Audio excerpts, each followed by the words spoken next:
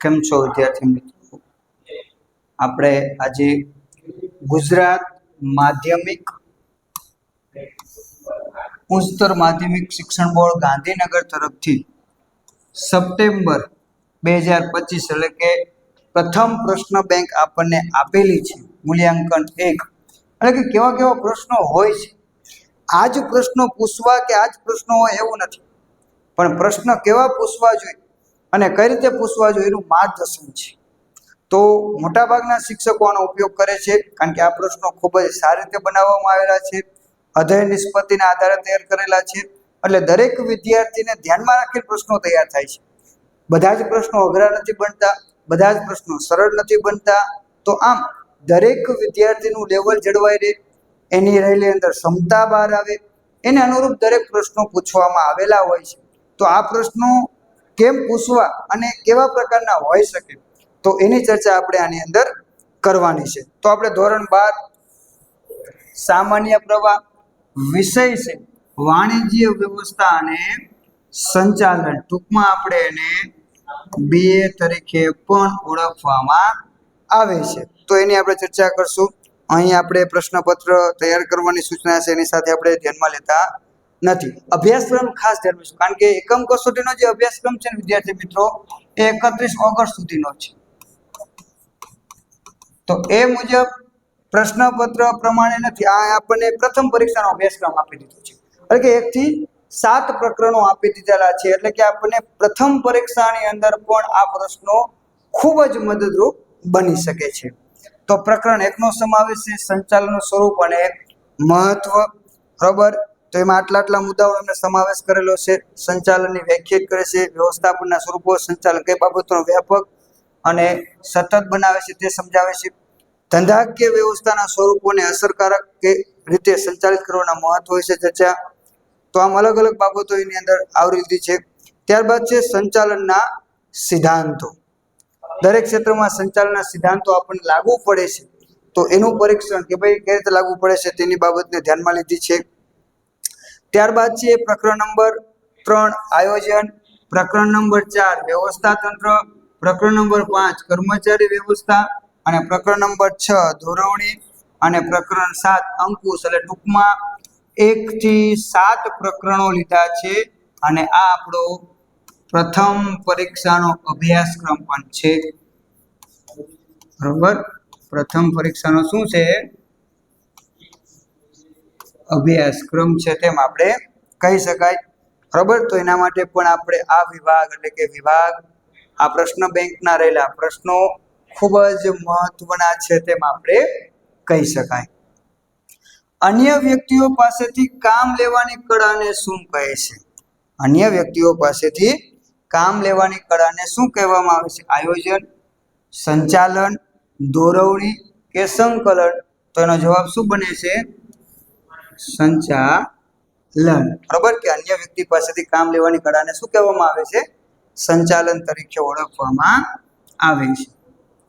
પ્રવૃત્તિની દ્રષ્ટિએ સંચાલન એ કેવી પ્રવૃત્તિ છે? પ્રવૃત્તિની દ્રષ્ટિએ સંચાલન એ કેવી પ્રવૃત્તિ છે?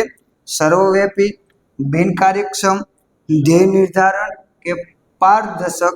તો એ છે સર્વવ્યાપી. પ્રવૃત્તિની દ્રષ્ટિએ દરેક ક્ષેત્રમાં લાગુ પડે છે. સંચાલનની સપાટીઓ કેટલી છે? તો સંચાલનની સપાટીઓ 3 છે. કઈ કઈ? એક ઉચ્ચ સપાટી, બીજી મધ્ય સપાટી અને ત્રીજી તળ સપાટી. બરોબર, સંચાલનની કુલ કેટલી સપાટી છે? તો ઉચ્ચ સપાટી, મધ્ય સપાટી અને તળ સપાટી, કુલ 3 છે. આયોજન એ ધંધાના સાહસનું મગજ છે. તો વ્યવસ્થા તંત્ર એ શું છે? બરોબર, સાહસનું મગજ છે, તો વ્યવસ્થા તંત્ર શું છે? આયોજન મગજ છે, તો વ્યવસ્થા તંત્ર શારીરિક માળખું છે.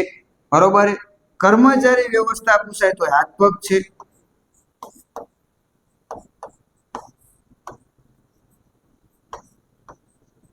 બરોબર, હાથ પગ એટલે કે કર્મચારી વ્યવસ્થા, શારીરિક માળખું એટલે વ્યવસ્થા તંત્ર, મગજ એટલે આયોજન.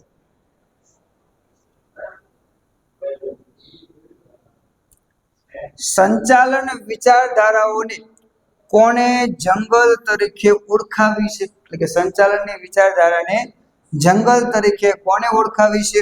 તો કે doctor George Terry, Henry Fayol, Harold Koontz અને પીટર ડ્રકર. તો હેરોલ્ડ કૃતંજે સંચાલનની વિચારધારાઓને જંગલ સાથે અથવા તો જંગલ તરીકે ઓળખાવી છે તેમ આપણે કહી શકાય.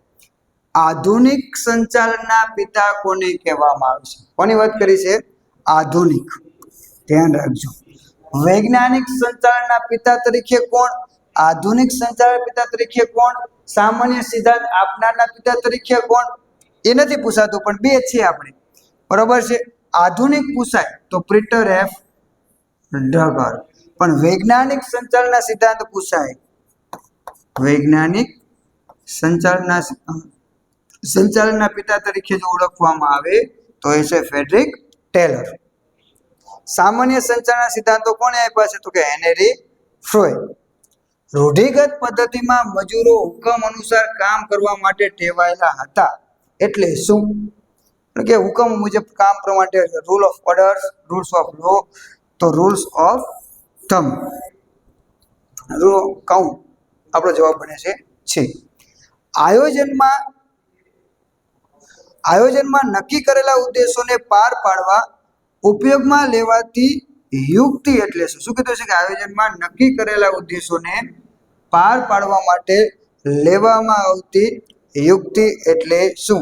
હેતુઓ, નીતિ, પદ્ધતિ કે વ્યૂહરચના? તો એમાં શું આવશે જવાબ? વ્યૂહરચના.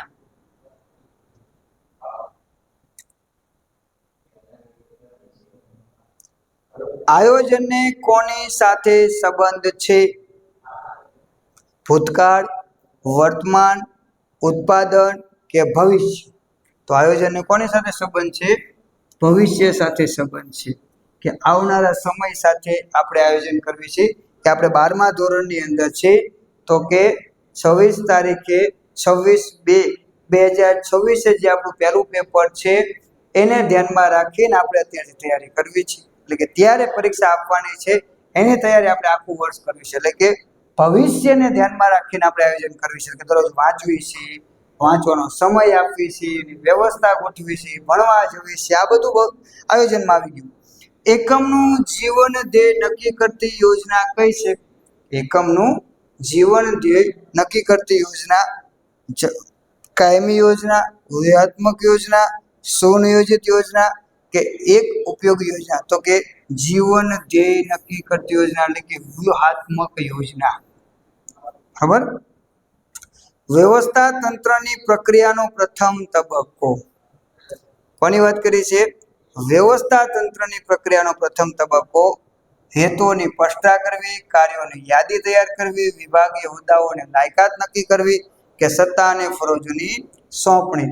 તો હેતુઓની સ્પષ્ટતા કરવી એ આપણો પ્રથમ. જો વ્યવસ્થા તંત્રનો કીધું છે, સંચાલનનો કે તો આયોજન, બરાબર, પણ અહીં વ્યવસ્થા તંત્રની વાત છે. વ્યવસ્થા તંત્રનો પ્રાચીન અને સૌથી સરળ પ્રકાર કયો છે? કાર્યાનુસાર વ્યવસ્થા તંત્ર, રૈખિક વ્યવસ્થા તંત્ર, શ્રેણિક વ્યવસ્થા તંત્ર કે અવૈધિક વ્યવસ્થા તંત્ર? તો સૌથી પ્રાચીન અને સૌથી સરળ એટલે રૈખિક વ્યવસ્થા તંત્ર. બરાબર, સૌથી પ્રાચીન અને સરળ પ્રકાર છે. કયા પ્રકારના વ્યવસ્થા તંત્રમાં સત્તાનો પ્રવાહ બેવડો હોય છે કે બે તરફથી હોય છે? તો આપણે આ આકૃતિ જોઈ ગયા છીએ.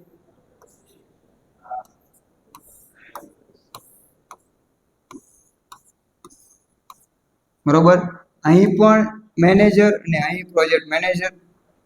તો સત્તાનો પ્રવાહ બે બાજુ, એક આ તરફથી પણ અને એક આ તરફથી પણ. બરોબર, તો જવાબ આપણો શું આવશે? આના આધારે કહી શકાય શ્રેણિક વ્યવસ્થા તંત્ર. નીચેનામાંથી શું સોંપી શકાતું નથી? સત્તા, જવાબદારી, ઉત્તરદાયિત્વ અને કાર્ય. તો ઉત્તરદાયિત્વની સોંપણી થઈ શકતી નથી.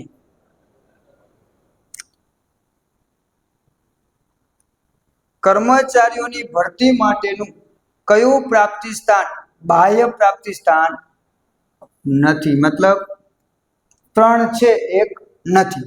જાહેરાત એ બાહ્ય પ્રાપ્તિ સ્થાન છે. મજૂર સંઘો દ્વારા ભરતી એ બાહ્ય પ્રાપ્તિ સ્થાન છે. શૈક્ષણિક સંસ્થાઓ દ્વારા ભરતી બાહ્ય પ્રાપ્તિ સ્થાન છે. બદલી એ આંતરિક બાબત છે, કારણ કે કંપનીની અંદર જ વ્યક્તિ છે એને જ આપણે ઉપરના સ્થાન ઉપર લઈ જવાના છે અથવા તો બીજા સ્થાન ઉપર લઈ જવાના છે, એક સ્થળેથી બીજા સ્થળે લઈ જવાના છે, તો બદલી એ આંતરિક બાબત છે. નવા કર્મચારીઓ લેવા પડતા નથી, તો એ બાહ્ય પ્રાપ્તિ સ્થાન નથી. આ કયું પ્રાપ્તિ સ્થાન છે? આંતરિક. અને આ પ્રાપ્તિ સ્થાન બધા બાહ્ય છે, આ પણ બાહ્ય.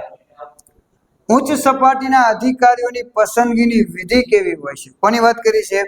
ઉચ્ચ સપાટીમાં વિશિષ્ટ અને સુનિયોજિત, ટૂંકી અને સરળ, લાંબી અને ખર્ચાળ, લાંબી અને વિશિષ્ટ. તો જ્યારે ઉચ્ચ સપાટીના અધિકારીઓની પસંદગી કરવાની હોય ત્યારે એની વિશિષ્ટ અને સુનિયોજિત હોય છે, અગાઉથી નક્કી કરેલી હોય છે અને વિશિષ્ટ પ્રકારની છે. ઉચ્ચ સંચાલકો અને વિભાગીય અધિકારીઓને આપવામાં આવતું સૈદ્ધાંતિક અને પ્રાયોગિક જ્ઞાન. કોની વાત કરી છે? ઉચ્ચ સંચાલકોની. બરોબર. અને એની જગ્યાએ હું આ કાઢી નાખું, આટલું કાઢી નાખું, અને કર્મચારીને આપવામાં આવતું સૈદ્ધાંતિક અને પ્રાયોગિક જ્ઞાન. બંનેનો જવાબ જુદો છે. આપણો જે પ્રશ્ન છે એનો જવાબ છે વિકાસ, અને કર્મચારીને આપવામાં આવતું સૈદ્ધાંતિક જ્ઞાન છે તો એને કહેવામાં આવે છે તાલીમ. બરોબર, સમજાઈ ગયું? બે સેમ જ છે. ઉચ્ચ સંચાલકોને આપવામાં આવતું સૈદ્ધાંતિક અને પ્રાયોગિક જ્ઞાન એ વિકાસ છે, અને કર્મચારીને આપવામાં આવતું સૈદ્ધાંતિક અને પ્રાયોગિક જ્ઞાન એ તાલીમ તરીકે ઓળખવામાં આવે છે. બુદ્ધિ કસોટી દ્વારા ઉમેદવારની કઈ બાબત જાણી શકાતી નથી? એટલે 3 બાબત જાણી શકાય છે. ઉમેદવારનો કાર્ય પ્રત્યેનો રસ, ઉમેદવારની યાદશક્તિ, ઉમેદવારની નિર્ણય શક્તિ, ઉમેદવારની વિચાર શક્તિ. તો કોની વાત કરી છે? બુદ્ધિ કસોટી. યાદશક્તિ એ બુદ્ધિ સાથે, નિર્ણય શક્તિ એ બુદ્ધિ સાથે, વિચાર શક્તિ એ બુદ્ધિ સાથે. કાર્ય પ્રત્યેનો રસ એ ધંધાકીય કસોટીમાં આવે, એ બુદ્ધિ કસોટીમાં આવે નહીં. એટલે આપણો જવાબ બનશે એ, કે જેનો સમાવેશ થતો નથી. નીચેનામાંથી કોના નાણાકીય પ્રોત્સાહનમાં સમાવેશ થતો નથી? એટલે 3 નો છે ને 1 નો નથી. સહભાગીદારી, તો કે નાણાકીય પ્રોત્સાહન છે. નોકરીની સલામતી વિચારવી. સલાહ અને સૂચનો, જો આ ભૂલ કરાવશે, સલાહ અને સૂચનો એ નાણાકીય પ્રોત્સાહન છે. બઢતી એ નાણાકીય પ્રોત્સાહન છે. તો જવાબ આપણો આવશે નોકરીની સલામતી એ નાણાકીય પ્રોત્સાહન નથી. એકમને મળતો કયો નફો એ નિયોજક અને કર્મચારીઓના સંયુક્ત પ્રયાસનું પરિણામ છે? તો એ કયું છે? અધિક નફો. કયો નફો છે? અધિક નફો. નિરીક્ષણનું કાર્ય સંચાલનની કઈ સપાટીએ વધારે જોવા મળે છે? જો નિરીક્ષણનું કાર્ય બધી સપાટી છે, પણ શું કીધું છે? વધારે. તો એ તળ સપાટી. વૈધિક માહિતી સંચાર મહદ અંશે કયા સ્વરૂપે હોય છે? તો મહદ અંશે એટલે કે વધુ કયા સ્વરૂપે હોય છે તેની વાત કરવામાં આવી છે, કે મહદ અંશે કયા સ્વરૂપમાં હોય છે? તો કે લેખિત સ્વરૂપમાં. અંકુશ એ કેવી પ્રક્રિયા નથી? આંતરિક, ગતિશીલ, સતત કે જળ? તો એ જળ પ્રક્રિયા નથી. અંકુશની પ્રક્રિયાનો બીજો તબક્કો કયો છે? જો હવે મજાના એવું શીખી ગયા બીજા તબક્કાનું. માંડ તો આપણે પહેલા તબક્કામાં રહેતા હતા, હવે બીજા તબક્કામાં આવી ગયા. બરોબર છે? તો ધોરણોની સ્થાપના, માહિતી સંપાદન, કામગીરીનું માપન અને સુરક્ષિત. તો બધા પગલાં યાદ રાખવા પડશે. કાલે હવે ક્રમમાં પણ ગોઠવવા નાખીએ કે ભાઈ ક્રમમાં ગોઠવો. તો ધોરણોની સ્થાપના એ આપણું પ્રથમ પગલું છે. માહિતીનું સંપાદન એ આપણું બીજું પગલું છે. કામગીરીનું મૂલ્યાંકન એ ત્રીજું પગલું છે. ત્યારબાદ ચોથું પગલું જે છે થયેલી કામગીરી સાથે માપન એ નથી, અને સુધારલક્ષી એ પાંચમું પગલું છે. તો આ રીતે ક્રમ છે. તો આપણે કયું પૂછ્યું છે? બીજો તબક્કો. તો જવાબમાં આવશે માહિતી સંપાદન. બરોબર. હવે આ બધું યાદ રાખવું પડશે, કારણ કે તમને ક્રમમાં પૂછી લે કે ભાઈ તબક્કાઓ ક્રમમાં ગોઠવો, તો એક આવડતું હશે તો ચાલશે નહીં. બરોબર. પહેલું અને છેલ્લું યાદ રાખવાથી આપણને આવડી જશે નહીં. સંચાલનના કયા કાર્યને સંચાલનની કાર્યક્ષમતા માપવાનું બેરોમીટર કહે છે?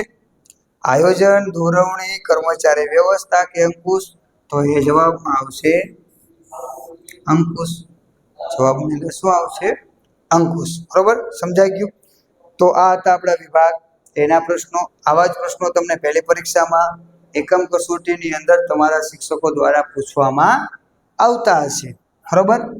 તો વિભાગ 2 માં કેવા પ્રશ્નો પૂછાય છે એની આપણે ચર્ચા કરી લઈશું. આપણે એ વિગતે નથી જોતા, પણ પ્રશ્નોની યાદી જોઈ લઈશું. IIM નું વિસ્તૃત રૂપ લખો. ઉત્પાદન એટલે શું? નાણાકીય સંચાલન એટલે શું? હોર્થોન પ્રયોગો કોણે આપ્યો છે? તો યાદ રાખજો, અંદરથી પૂછેલો પ્રશ્ન છે. પ્રમાણ સમય કોને કહે છે? વેતન એટલે શું? પદ્ધતિ એટલે શું? આયોજનના આધારો જણાવો. સંચાલનનું પ્રથમ કાર્ય જણાવો. સફળ આયોજનની પૂર્વ શરત કઈ છે?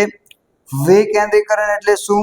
કયા વ્યવસ્થા તંત્રને વિભાગીય વ્યવસ્થા તંત્ર તરીકે ઓળખવામાં આવે છે?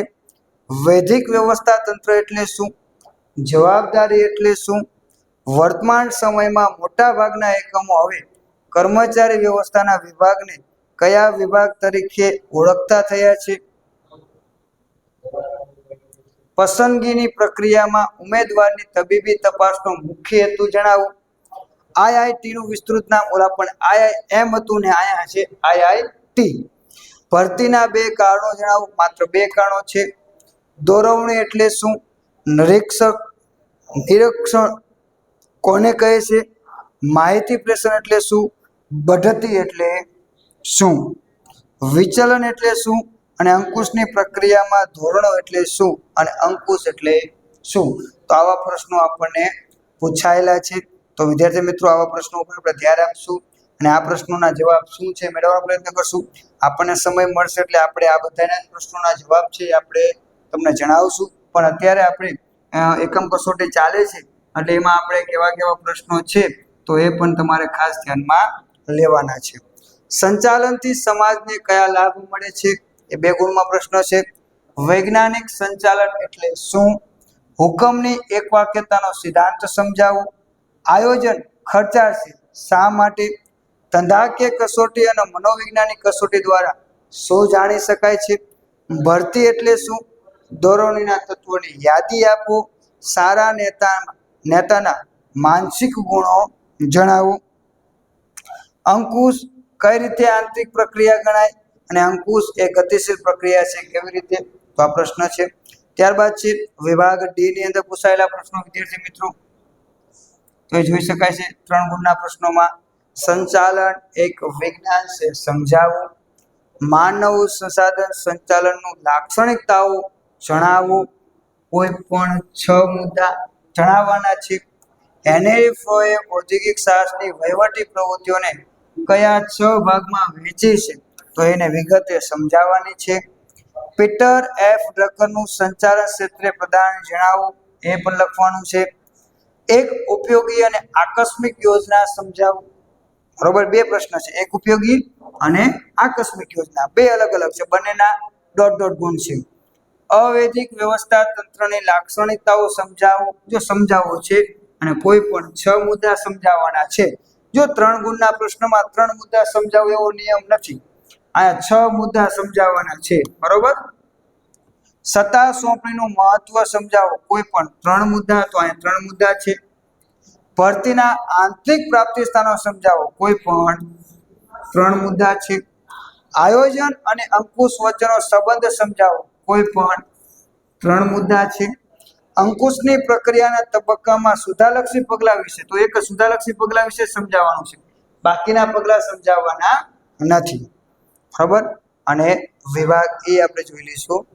તળ સપાટી સંચાલનના કાર્યો જણાવો, આયોજનની વ્યાખ્યા આપી તેની પ્રક્રિયા સમજાવો, તાલીમ અને વિકાસ વચ્ચેનો તફાવત લખો કોઈ પણ 5 મુદ્દા, માસ્લોની જરૂરિયાતોનો અગ્રતાક્રમ અને અસરકારક માહિતી સંચારના અવરોધો સમજાવો કોઈ પણ 5 મુદ્દા. તો આ રીતના આપણને 5 ગુણના પ્રશ્નો પૂછાય છે.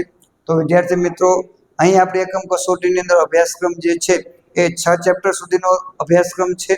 તો એ પ્રમાણે ધ્યાનમાં લેવું અને વાર્ષિક પરીક્ષા પ્રથમ પરીક્ષાની અંદર 1 થી 7 ચેપ્ટર છે. તો એની અંદર પણ તમને આ પ્રશ્નો ખૂબ જ મદદરૂપ બની શકે છે. તો આવા પ્રશ્નો જ તમને પૂછાતા હશે તો આવા જ પ્રશ્નો ઉપર આપણે વિશેષ ભાર મૂકવાનો છે. તો આજના પીરિયડની અંદર આટલું જ. Thank you.